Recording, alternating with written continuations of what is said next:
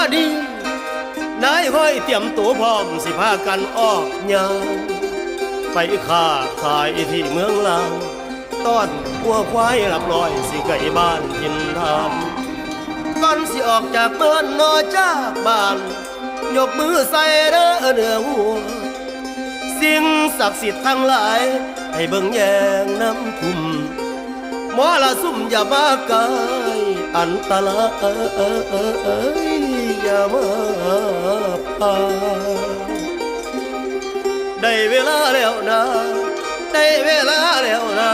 พากันใหญ่แม่นอย่างทาง